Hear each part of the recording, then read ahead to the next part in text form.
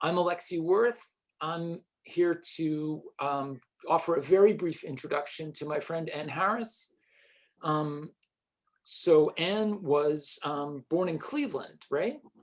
It was. And went to Wash U and then to Yale, and has been showing since the 90s on the East Coast in New York and all over. She's taught at a bunch of different universities, and currently at the School of the Art Institute of Chicago, where she currently is. I thought for a second she was in some sort of detention or jail situation, but it turns out that's not the case. And her most recent exhibition was at Goldfinch in Chicago, a show called 39 Eyelids. I love that title. She has a show coming up in Flint, Michigan at the Buckham Arts Center, curated by John Seed, called Disrupted Realism. And Anne was telling me that she's the bait. She has a solo show, which is also around which has been organized a corresponding group show of some kind. So that's upcoming fairly soon. She's represented by the Alexandre Gallery here in New York.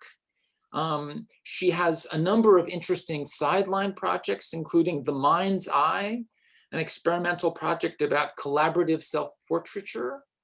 And on a personal note, I first met Anne when I was a graduate student in Boston, and she appeared as a recent Yale MFA teaching. I think it was your first teaching gig, right?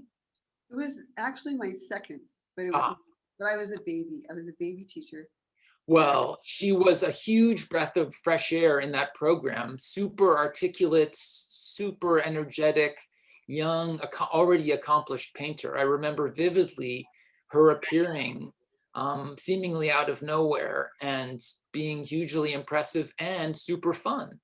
And I think I remember seeing her work in a slide talk that you did back then, and already thinking it was super fascinating. Both even your student work was amazing. I remember thinking, like, looking at student work thinking, this is good, but it's no Ann Harris. Anyway, I look forward to seeing that again now and to hearing your thoughts. And without any further ado, here's Ann. Thank you, Alexi. So how do we know people are really there?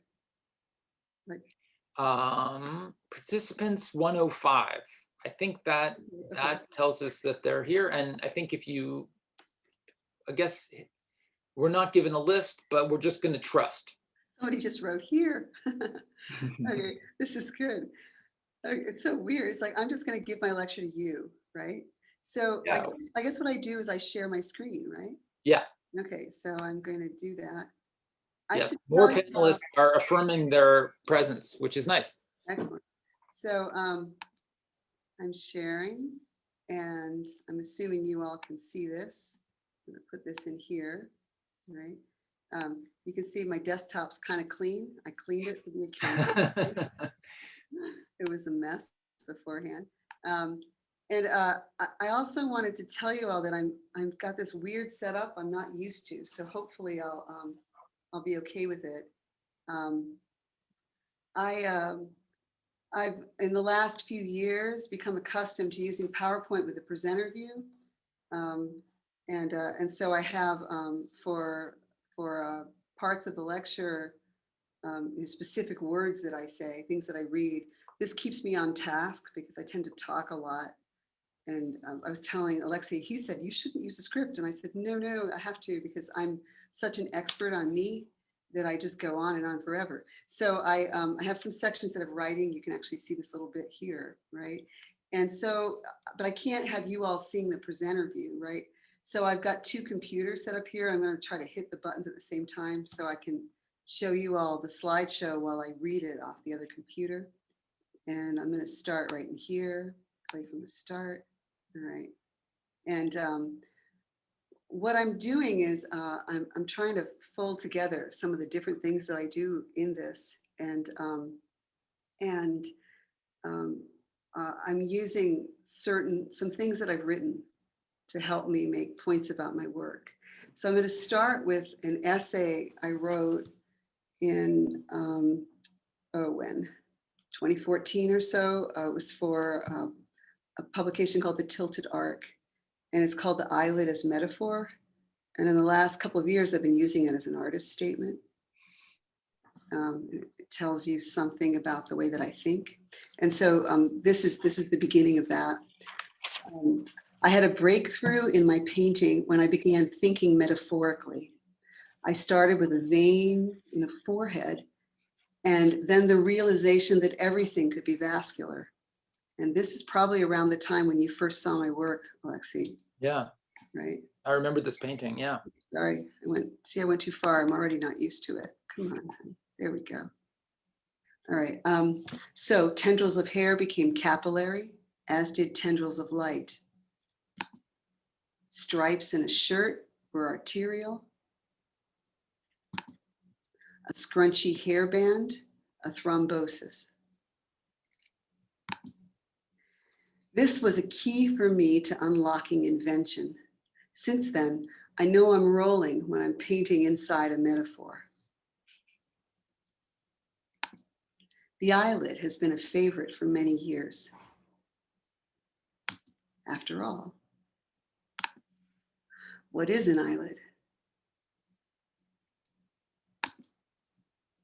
A beautiful surface that is also visceral, a flap of skin, a membrane. It's fragile, yet designed to protect something even more so. It's formless, taking its shape from the thing it covers. When closed, dry, covering wet, I imagine the fluid beneath compressing, sliding downward. It functions as opaque, but is translucent from the inside. Light glowing through, and transparent from the outside, tiny blood vessels on view just under the surface. Stare at a shut eyelid and see pure passivity, but suddenly open, we're shocked. I want my paintings to function like an eyelid, veering from dry to wet, inside to outside, opaque to transparent, form to formless, mute to aggressive, space curved outward toward the viewer, held in by fragile surface tension, the picture plane as membrane, the entire painting an eyelid. I've wished that I could paint the world's best eyelids. For me, though, Ginevra da Vinci holds that title. Regardless, I am at my most content when painting the skin and flesh that covers and surrounds eyes. I see this as metaphorically functioning in many of the paintings I love. Take Ginevra's Neighbor, Van der Weyden's Portrait of a Lady. The space is like a lens, shallow, pressurized depth pushing against a curve. Paint, skin, and of course her depicted headdress are veils drawn over emotion, obscuring inner life while still implying its existence. Everything arches forward, the ball of her hands, her forehead, chest, her bowed mouth, the plane behind her, all of it held in check by her inward gaze. I am mesmerized by work that floats within this realm of transition and contradiction. Connected to human presence, it exists beyond subject matter.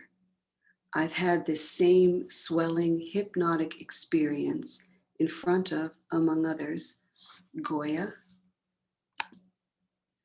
Agnes Martin, Jack Whitten. This amazing painting is in the Artists in Chicago, by the way. So you New Yorkers who never leave New York, you should come here, right? Okay. Bellini,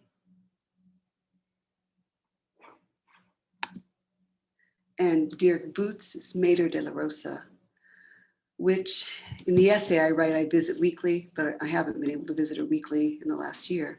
She has, I believe, the saddest eyelids ever painted. And this is also at the Art Institute in Chicago.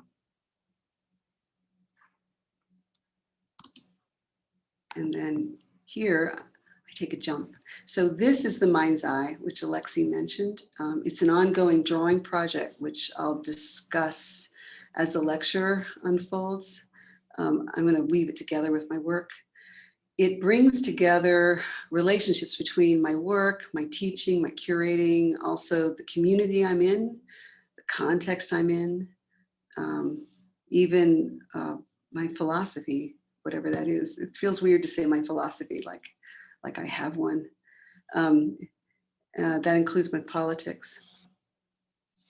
And so I'm going to follow this with, this is,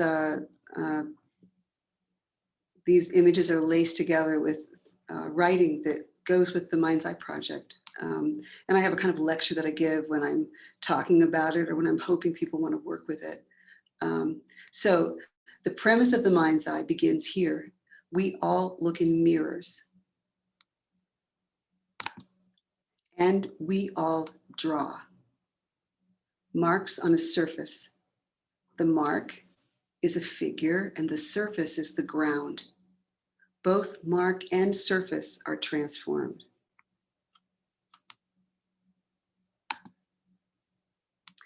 That transformation is the key, and it can be anything: space, light, snow, the ground itself.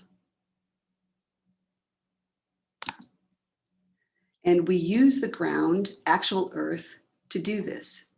A mark can be anything, the ground can be anything. We use our bodies to draw. We press against the ground just as we ourselves are pressed by gravity against the earth. We imprint ourselves.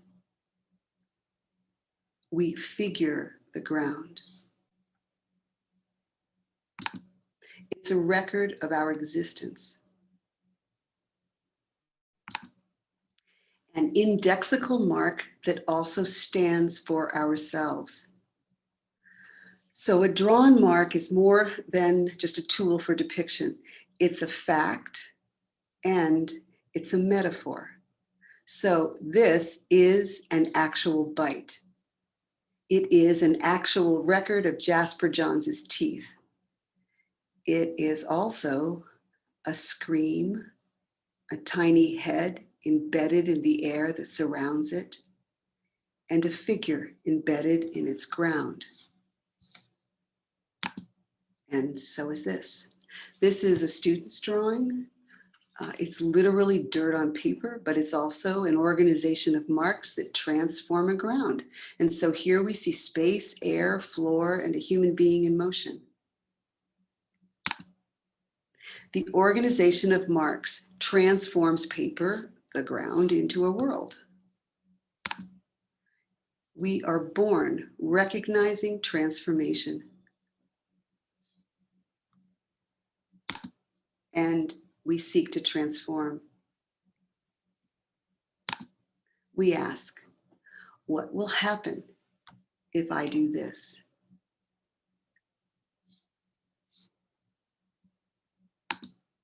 Will I make a mark? Will I transform? It actually says, will it transform? That sounds like very groovy when I say I, but it's it. Innovation, experimentation, creativity. These define us. They are fundamentally human. The transformation of material. This is what we do. It's that innovative transformation that is the definition of creativity. Art embodies creativity. It defines us as human. And it begins with drawing, design, intent, the intention to transform, and then the act of transformation. drawing is fundamentally an act of transformation, and I propose to you it's also fundamentally an act of perception. The artist perceives, as does the audience. So this sculpture too can be defined in terms of drawing. Bamboo as a bent mark moving through air, held in tension through other marks, transforming air into contained volume. The air then is the ground, the sculpture, the mark. So back to drawing. It's an act of perception. We touch. We move. So this is the Mind's Eye's only flip book.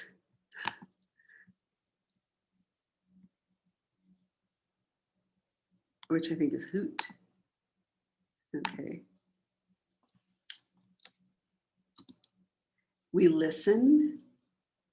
So my little story, I hope this thing works. I was drawing it with this project at the Ed Paschke Art Center in Chicago. And I was with 6 other artists and they were intensely focused. And the room was just full of silent drawers. And I stopped for a minute. I make all the noise because I scribble. I make lots of noise. I stopped and I heard nothing. And then I heard a drop pencil. And then a few minutes later, I heard another one. And it gave me the idea for this.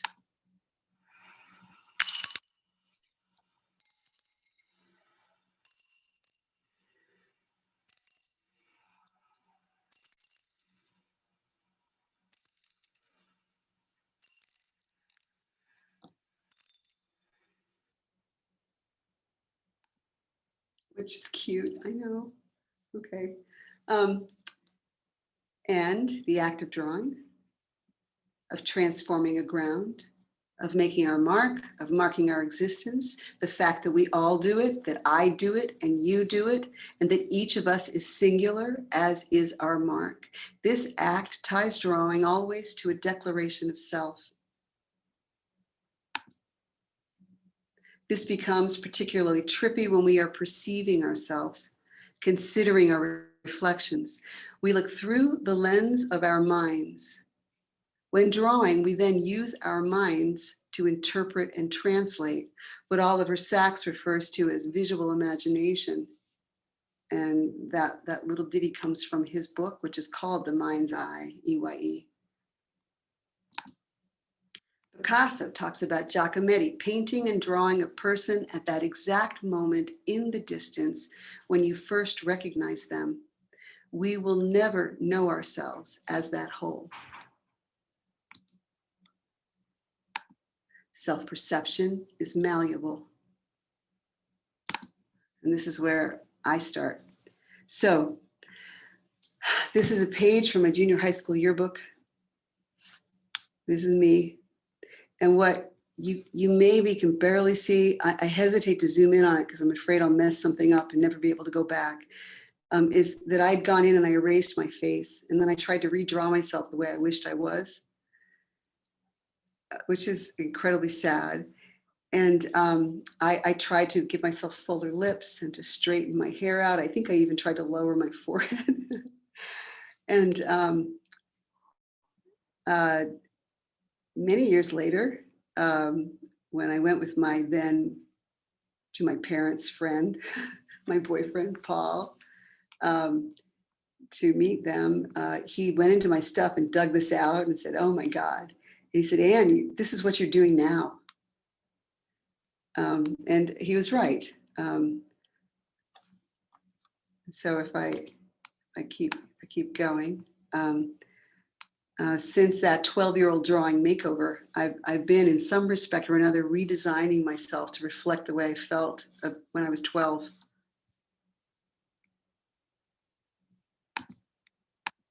Oops.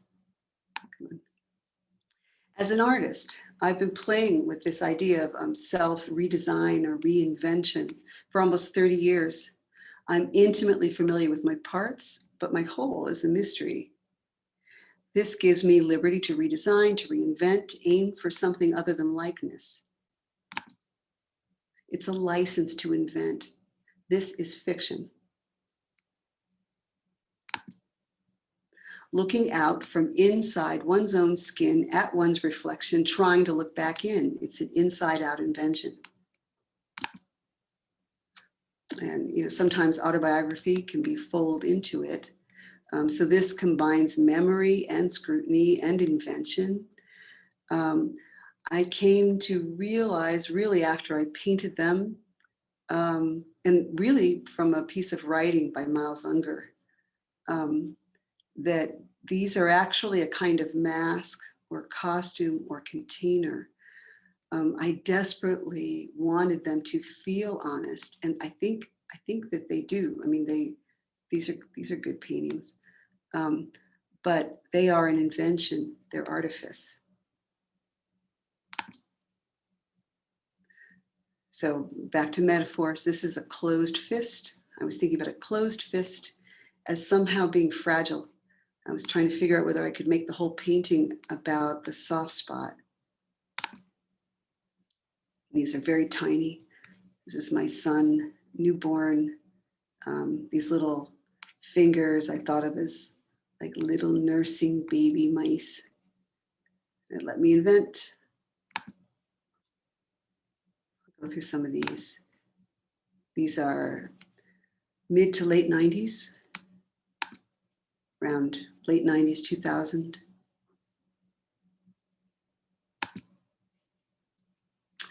So these paintings are like relatives. They don't exist. They are the people who live in my paintings. They live in this slice of painted air as characters. And you're probably recognizing some of the eyelids.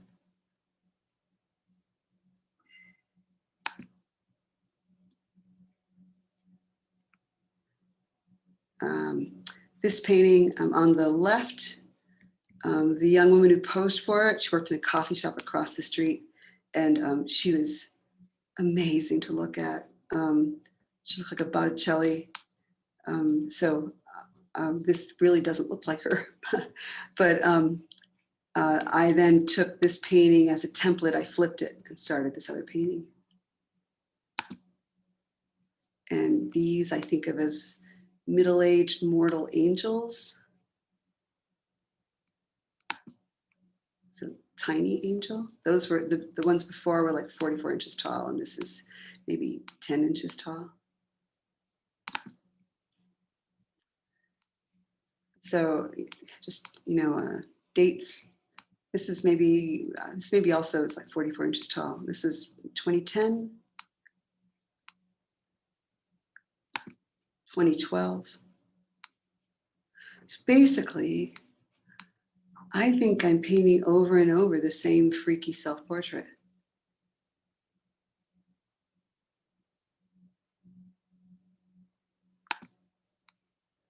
This turning invisible. More. These are 2013 or so, more. It's called Invisible Cropped. Invisible Yellow. So painting for me, it's always a fiction. It's done in concert with observation. Observed facts are used to support the fiction. But meanwhile, when I draw from life.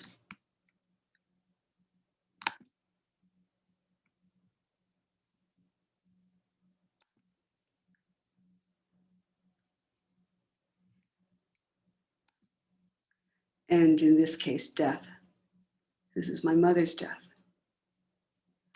So this is my dad. You know what, I hope you all can't see it because I can't tell what you can see. I gotta hide this little bar. It's driving me crazy. There we go. I worry that you're gonna see my little meeting controls panel. So this is my father who was with her 24/7 for the last month of her life. And I think I drew this, it's like 7:30 at night, and she died an hour later.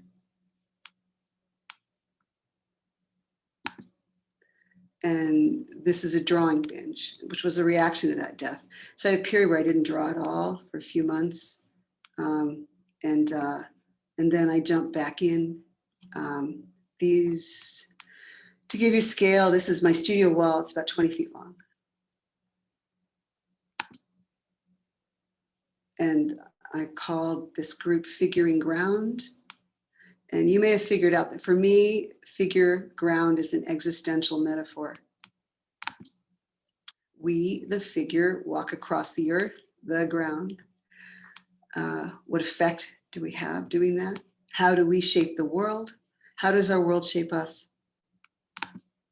Why are we here?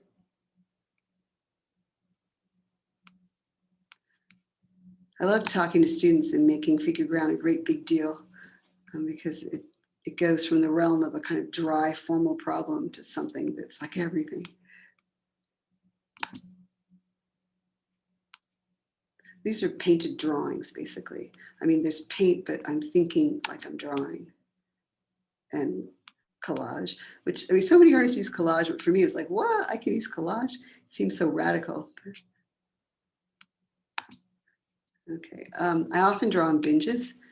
Here, this is called How to Draw Yourself Out of a Hole. It was done in reaction to this painting and the next painting, where I felt that I was stuck at the time. I didn't trust those two paintings. I was struggling. I felt I was too distant from the subject, and I was trying to supply feeling after the fact. And so I reverted to perceptual drawing. And I gave myself a dictum that I would look in the mirror, and I had to be in that zone of concentration. And then I had to just go with whatever I felt like doing, which sounds like a kind of loose dictum, but for me, it was like a big deal. So you want to go fast, go slow, go slow. And then whatever materials you want, you know, if it was wet, dry, whatever. But as soon as I lost that concentration, or came out of the zone, I had to stop, put it up. And the idea was to just get myself on a roll. I made a few hundred of them, a lot of which I threw away, but I still have a lot of them. I'm only showing these two, but. And I have most of them still. Initially, I showed them at Nielsen in Boston, and they sold a few, and then I realized I should hang on to them. So I have. This is at the Charles Alice Museum in Milwaukee, and this is at Nebraska Wesleyan. The studio wall. But that project became a template for the mind's eye. It gave me the idea for it. It was taking a very private experience. It's my studio experience. It's very introverted and private, and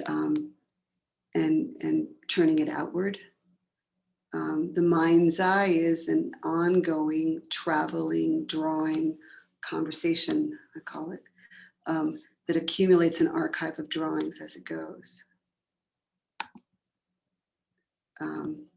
This is its debut, which was at Julius Caesar in Chicago. I was invited to do it there by Molly Zuckerman Hartung and Dana DiGiulio, who founded Julius Caesar along with Diego Leclerc. And then there was one other artist, and I'm embarrassed to say that I can't remember the name.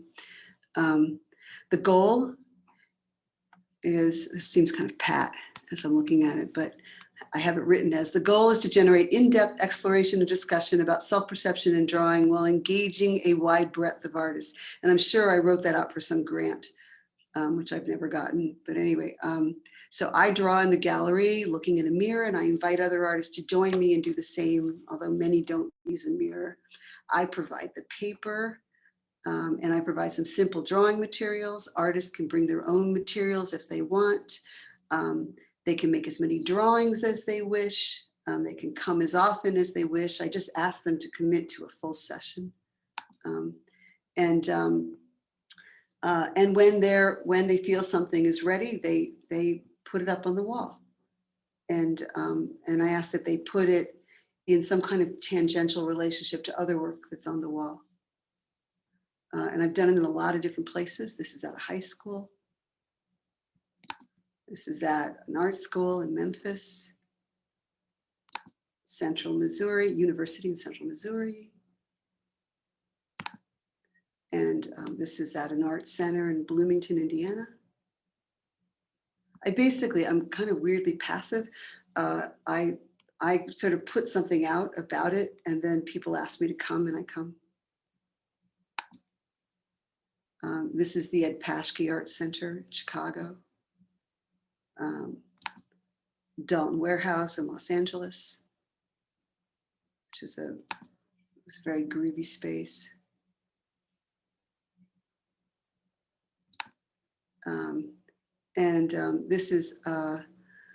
This is called the Peace House. Actually, it's part of iGrow Chicago. I was drawing with teenagers and young adults. They have a kind of public art component to their community center, which is in Englewood. Anyone from Chicago knows what that means. It's a wonderful center. It's amazing. They've now got a whole block that they're using in Englewood that they call the Peace Campus. Got community gardens. They've taken multiple homes on that block that were abandoned and have renovated them, and all have become this kind of safe space community center where they have all kinds of classes and counseling and activities ranging from sports to yoga to art to therapy to all over the place. This is the archive. So the show, The Mind's Eye, travels, it becomes like a series of drawing events that become exhibitions. And then there's this archive, and artists who work with me can contribute to it if they wish, and most do. I've got a lot of drawings in there now, like maybe a couple thousand, I'm not sure. You think I would know, but I'm behind in keeping track of it. And then the archive can be exhibited. And so this is in Santiago, Chile, at Espacio Andrea Brunson. And then this is there as well. I like this photo. I just stuck it in because it seems so meta, right?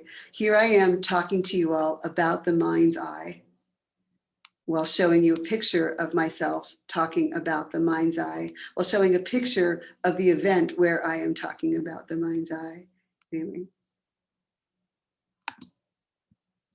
The rules, okay. Artists define drawing as they wish. They define perception as they wish, self-perception as they wish. The only limitations, the work fits inside the grid, and we don't draw from photographs, we don't use computers, iPads, etc. So I do say, let's say that perception is connected to the body in some respect. Not mediated, I mean. Artists converse as they draw. I kind of jumped, I think. How do we do this? I don't think I meant to have that one in there. But anyway, artists converse as they draw, and or not, depending. And the drawings converse on the wall. So, I mean, I should say, she is Maria Vergara, is Caleb Yono, and she said, don't anyone put their drawing there. And then she drew this thinking that he would be appearing to nod away from her tongue. So very literally, it's very literal, but it's also really charming. The artists curate, let me see, I'm reading the wrong thing here. Go back, forward, I've lost track of myself, sorry. Artists curate, I curate. No, I curate through the artists I invite. And artists curate in terms of where they place themselves. Meaning is generated through the power of individual drawings, the interaction between drawings, and the intensity of the whole. And then the archive becomes an extended record of the project. It functions as a collection of unique drawings and as a single body of work. It represents the conversation at the heart of the project. And it's got a wide range of artists. And they differ in any respect that you can imagine. I keep trying to add breadth to it. So differing in discipline, media, philosophy, ethnicity, race, gender, sexuality, age, region, status. This is the list I'm reading from, meaning economic, art world status, etc. And my hope is that the drawings can reflect a community and can also be part of building a community. And I say all this, I'm like a really shy person. So this is my weird way of making that happen, is to draw silently next to people, drawing silently. And anybody who knows Sabina Ott misses her terribly. The archive is a leveler. All Mind's Eyes participants are included unless they choose not to be. Their work is equally valued, equally respected. So the entire archive will go to institutions. When I'm ready, I'm going to donate it, which means I have to find institutions who want it. And my thinking is that I have a lot of fantastic drawings and I can donate it in the form of albums. My goal is to make it so that no one can cherry pick. I can't go through and grab the Michelle Grabner and leave the rest, you know. I want everyone to step over a velvet rope together. This is Jerry Bellini, he's a fiber artist. And here's some pieces. Here's Michelle. Suzanne Doremus, big deal in Chicago. Candida Alvarez. So I'm just going to go through some of these. And a few examples.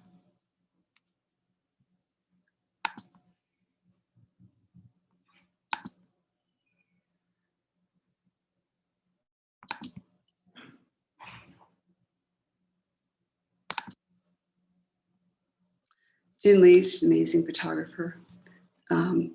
One of the things that was interesting about doing this with her is when I asked her, she said, I can't draw, but will you let me photograph while you draw? And I asked her if she could make a letter A. And she said, why, yes, I can. I said, well, then you can draw. So you can photograph as long as you draw too. And so she came and she did it.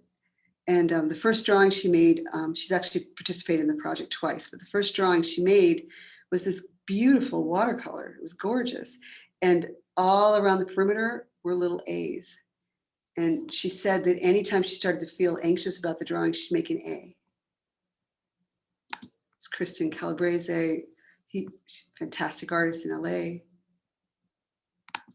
Paula Cabal. Can we keep going? So, I mean, I respect all these artists. I mean, everybody asks, I respect, but they're young, old, everything. This is Celine Moore. Twins, these are two artists. I mean, they don't usually work, sometimes they work collaboratively, but usually not. This is Joanne Aono and Christine Aono. And then these are drawings of mine that I've done in the context of the project.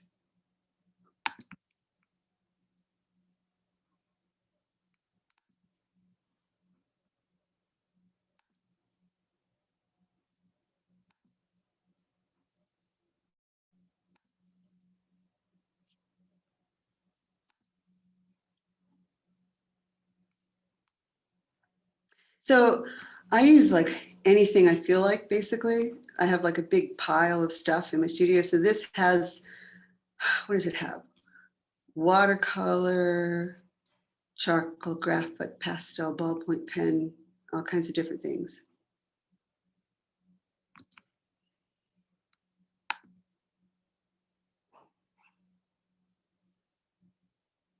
And then this is me making that drawing.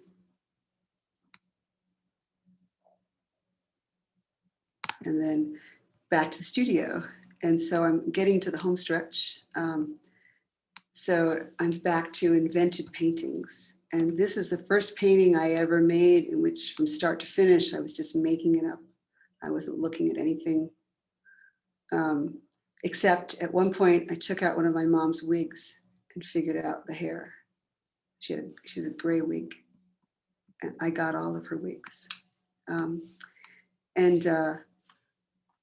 I actually started this in like 2004, 5, somewhere in there, and it didn't work. I just didn't know what I was doing. It was stupid. And I put it in a drawer, and then I pulled it out, and I noodled on it some more, and then I even exhibited it at Corbett versus Dempsey, and then I regretted that.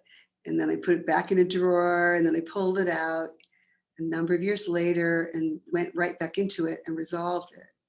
And then decided I wanted to make more eyelid paintings. So it's my studio. It's 2019, 2020. And I've just, for the last couple of years, been kind of noodling or tweaking these paintings. I mean, this one is one that it's I could say the beginning, but I exhibited this like this and then just kept reworking it. So I end up with multiple paintings on top of paintings, which is ridiculous. I know you all would have 4 paintings and I have 1. It's not very efficient. This is the done version, which it was in New York at, oh no, at Kyle's gallery. Alexi, where was this? A Zurcher project? Yeah. Thank you so much. Gosh, I just lost the name. Sometimes I forget important names and then I apologize. But this was in a group show there. And then it was also in the 39 Eyelid show. And so details, so early, late. Basically, I have all kinds of details right from the start, and the painting should look back at me right away. But what happens is that I don't trust it, right? I'm skeptical. And so I keep working until I believe it. And that can take me a really long time. And it's not a very practical way to work. In fact, maybe it's a stupid way of working, except that by the end, if I get something I trust, then it feels like it was worth it. So here's 2 versions in progress, and I don't even have an image of the finished version, but that's at Goldfinch right now. And anyway, I'm using purple, which I never use, so that was fun. And sometimes earlier paintings become a template for later paintings. So this painting, which was done in like the early 2000s, I don't have the painting, but I used the reproduction and just made it like a kind of template, like a very open outline. And it then just started painting this. And so the painting on the left got the painting on the right. And then this came out of nowhere and also came relatively quickly for me. So I started it, and in a day or 2, I had something that looked pretty interesting. So I put it aside for 6 months and just kept looking at it. And then I went, I went back into it and worked another couple of days on it, and then realized I didn't know, I couldn't do anything else to it. So there she is. Pandemic. So I finished these a little bit before the pandemic. I actually did a bunch of paintings of eyes and eyelids, but this seemed very pandemic-like, so I'm starting with it. And I'm ending, and time-wise, I'm okay, Alexi. It's 1:44. Okay, so I'm gonna end by reading something else. And this is an essay that I was asked to write, like a very short essay, by Painters on Paintings. They have this series that's called Alone Together, right, which they were doing with artists during the pandemic. I wrote something for them many years ago, and then they asked me to do this again. And so they asked me a question, which was, it's actually 2 questions. What art are you looking at during this time? How has your studio practice shifted? And so I started my little essay with their question and with this picture. And I write, a month ago, Painters on Painting sent me these questions. It's taken me a while to sort out my answer because this time isn't just now. 4 years of political pounding has wrecked my studio habits. So this is written in 2020, the election has not happened, so you know what the pounding is that I'm talking about. I used to be so private, as in never interrupt me, I'm in the zone, do not knock on my door, go away. Now I disrupt myself all the time with my own anxiety. To illustrate, in a quiet corner on my south studio wall is a Janis Nowinski I bought last fall. This painting is a tiny knockout, awkward, intimate, and private. I should hang her in the house, but I see her more here. She keeps me company and taunts my paintings. Be this good, she says. Janis and I are in the same tribe, the slow nudgers. We spend eons mulling over the same few inches, pushing paint back and forth like tuning ancient radios. For the last 30 years, my studio practice has meant slowly, privately painting this way. Facing east, here's my painting wall today. If all goes well, I dig in and paint for hours, but lately that's the exception. This is Peter Williams. This is also the world hitting me over the head. So you should know when I wrote this, it was 2 weeks after George Floyd was murdered. I've been looking hard at Peter's work this year.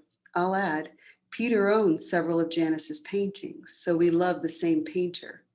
But Peter, and by Peter I mean the world, is so demanding. Janis's work comes from the quiet corner. Peter's is brash and noisy. His paintings are deft, fluid, abrasive, musical, and not private. They begin with personal pain, but their impact is political and epic. These two artists, I have to oops, this is frustrating. Sorry, I can't read this. Maybe I can just make it. These two artists represent my dilemma. Private versus personal. I see what I do. You have to forgive my presenter view is not showing me all the words. And I know I'm losing my momentum here, so I have to lower it somehow. I might not be able to. These two artists represent my dilemma, private versus public, personal versus political. To paint, I struck a membrane of concentration around myself, and now my words are gone. But basically I say, and now that membrane has ripped. And I say a little more than that, but I can't remember my exact language. Okay.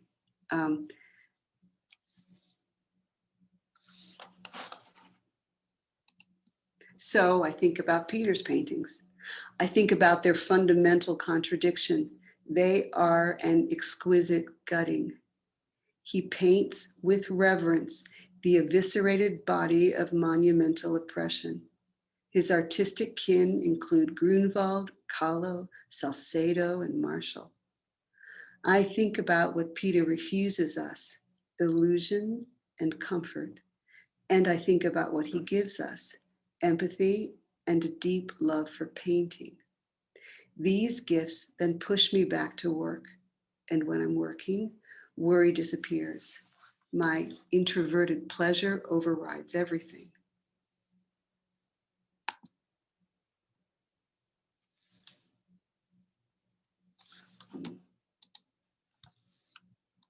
And so I have these, I realized I didn't get to label these, so my apologies.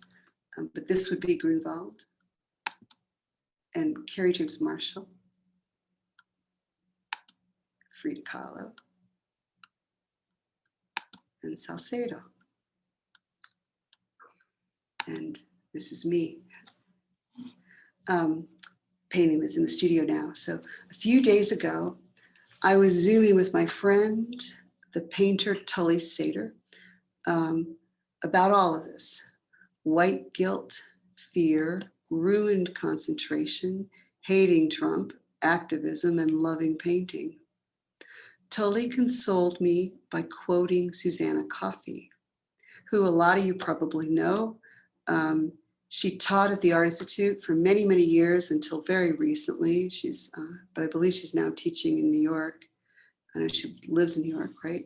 And anyway, she was my colleague and my friend, and she also is Tully's mentor and friend.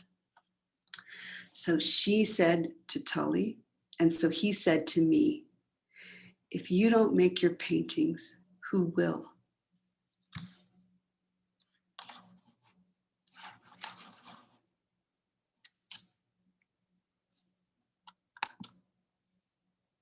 So the last things I'm showing, these are a few things that are in my studio right now.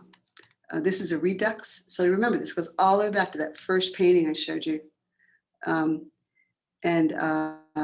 Basically, I'm looking at these paintings and thinking, oh, I wish I could do that again. And then I realized, well, you can do what you want. And so I started a painting from that painting, and I'm playing with the patterning and playing with the light and the design, but especially I wanted to play with this. And so I'm repainting and reinventing the hands. Tomorrow, I'm going to put a thumb right here. It's another painting that's from a painting, which you've already seen. It's from a painting that's from a painting that's from a painting. Another painting from a painting. And this, which is not in the studio, but was finished in 2021. It's living with some friends. She is living with somebody else. It's very tiny. Oh gosh, is it 6 by 4 inches? And this is the last one I'm showing you, and the same size, very tiny. And I'm done. So what do I do, Tully? Do I just stay put? Do I hit escape? Yes. Yeah. Stay put. There's some questions on the chat, and I have definitely questions. But maybe we'll start with the chat since people have put them there. So I'll read it out loud because I think it's just to us. Don Kimes writes, a thought as much of a as a question. The Mind's Eye project feels much like the way we've been forced to live the world through Zoom. Different characters in different places held together by a flat grid. There's something similar in the installations with multiple drawings, a series of disparate and individual faces on uniform rectangles evenly spaced on a wall. So I thought that was a kind of interesting question about Zoom, the grid. You touched on this, the kind of egalitarianism of the grid. I wondered if you had thoughts about Don's comment. Yeah, that's a really interesting observation. Can I ask you first, should I just stay on this image, or do you want me to hit escape? Do you care? I think it's more fun to see images. Okay. I love this last group. Like all of them look great, and that baby painting was amazing. I want to come back to that, for instance. So please don't escape. Okay, I'll stay put. I think that's a really amazing point. I mean,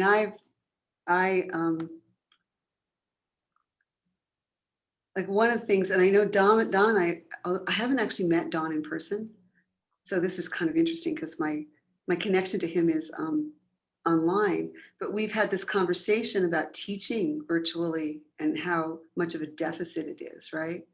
And so it's true that there is this this grid, and then there's the Zoom, which is the kind of equal grid.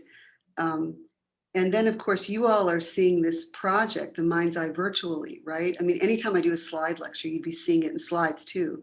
The only way you'll see it in the fact is if you are there in front of it. And yet the whole project is about being physically present, actually making the work physically and being physically together. And one of the things that's been really weird to me is that, like, I had to put the project on hiatus during the pandemic. And I realized I had people writing me saying, you could do an amazing thing with Zoom in this project. And I thought, but it's completely antithetical to what the project is. And I would find it just actually hurt my heart to imagine doing it on Zoom. And yet I can easily see how you could do it, right? But I feel like I'd be performing on Zoom, rather than having this. It's like parallel play. When you draw in the same space, there's a kind of connection that happens. And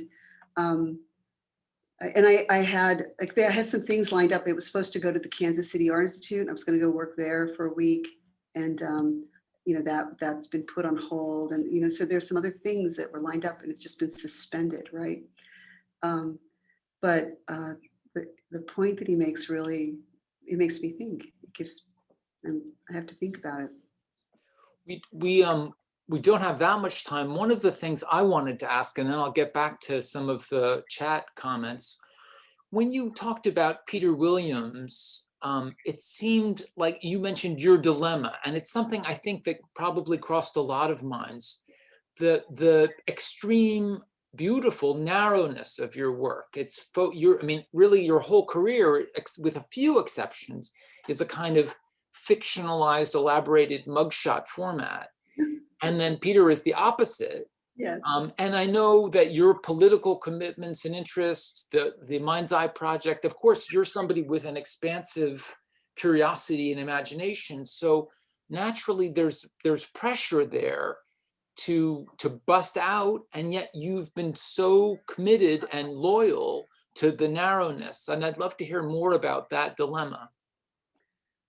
So I've grown up with this. First, I should say that my persona, when I give a lecture and teach and all of that, and often in the world, is something I've had to learn. I've had to learn how to be outgoing, as I grew up profoundly shy, and you're another closet introvert. I've heard you say this before. It always feels hard to believe. But hey, and as we're talking, can you go back to that new baby painting? Oh yeah. Wait a second. Right. So, Yeah. So I grew up just incredibly shy, and I also grew up though with parents who were political and activist, and I always had a sense of obligation. I had to do something in the world with my life that would be helpful, right? And it actually was a kind of wild. Like I had a lot of conflict about being an artist when I was in college. I remember asking my dad, and he gave me this beautiful quote from John Adams that persuaded me that I could be an artist. I feel like as a human being that I can't sort of passively go through it and just be content with what I have, and just I feel that especially when the world is crashing, I can't. I have to go out and do something. But I also think that it would be ridiculous if I suddenly decide I'm going to make epic narrative political paintings, because I basically have to. I would be not only learning all over again, but I would be forcing myself to do something that isn't the thing I'm fascinated with doing. And the whole reason I became an artist was because I wanted to do what I would love doing, right? And there is this pressure right now. There always is pressure, because there's always the art world shifts, this kind of spotlight shifts, and there can be this sense that you have to do what's relevant today. And there was this little window where I was maybe accidentally relevant, but I never intended to do that.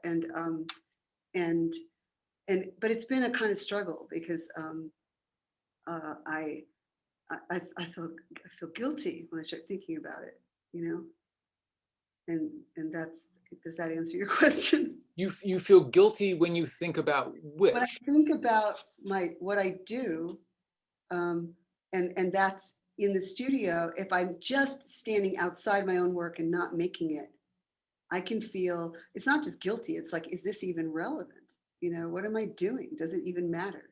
But when I'm making it, it matters, right? And then I just realized, well, maybe when I'm making it, it's like, well, somebody else can decide whether it matters.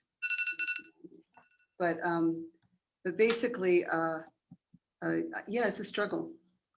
I have to say, this is such an incredibly compelling, beautiful, tender, scary, fierce image. I felt like this image alone kind of answers that question to me. I remember vividly the paintings you did of Max, I guess, whatever, 25 years ago or something. Are there more baby paintings that might follow this?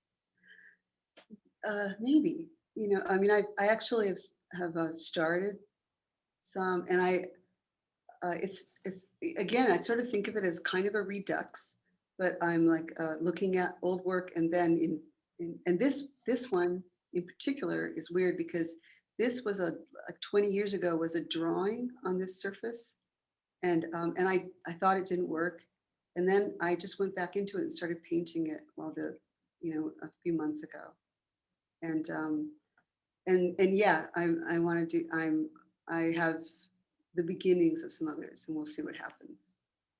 It's an amazing image, really unforgettable. But Anne, we promised that we would be prompt. It's 3 or 2, I guess, your time. And you have teaching to get back to, and so do I. So I'm sorry we can't take all the questions on the chat. We're going to end here. Thank you so much for your time. It's been a huge pleasure. There's still more stuff I want to talk about. And I wish, but maybe we'll have a chance another time. Okay. Okay, thank you. Thank you, Alexi. It's been wonderful seeing you. Great. Bye. Bye.